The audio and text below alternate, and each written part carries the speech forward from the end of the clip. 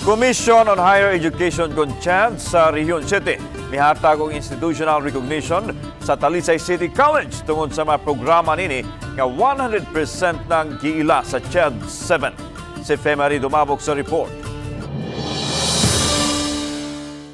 Upat ka mga programa sa Talisay City College ang nahatagan na og Certificate of Program Compliance sa Commission on Higher Education, ang Bachelor of Elementary Education, ang Bachelor of Secondary Education, ang Bachelor of Science in Hospitality Management ug ang Bachelor of Science in Industrial Technology, Majors in Electronic Technology ug Computer Technology.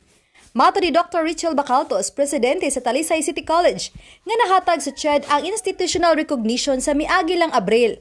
Tungod niini, mamahimo ng makadugang og duha ka bag-ong program ang TCC sama sa Political Science ug Business Entrepreneurship. Kay 100% compliance sa COPC ang TCC.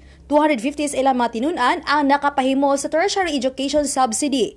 Gikan sa CHED nga mokantidad sa 20,000 pesos matag semester kada tinun-an. Gibadabala kini nga musumada sa 10 milyones pesos. Mukantidad usab sa 25 milyones pesos nga Unified Financial Assistance System for Tertiary Education kun UniFast ang madawat sa TCC.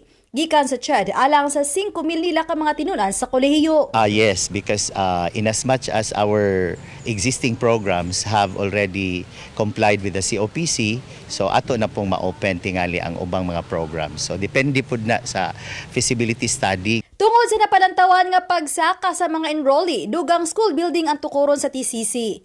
Kuhaon ang gahin gikan sa UniFast ug sa pundo sa kagamhanan sa dakbayan sa Talisay. Gisurvey na sa Talisay City Engineering Office ang dapit diin pabarugon ang dugang school building. Magtukod yung additional building to accommodate the students. Kaya ato makita every school year, magsaka gyud ang enrollment. Mao na nga to prepare naagyoy plano nga buhatan gyud og building. Uban ni Cleofer Lumayag, Femari Dumabok. Balitang Bisdak.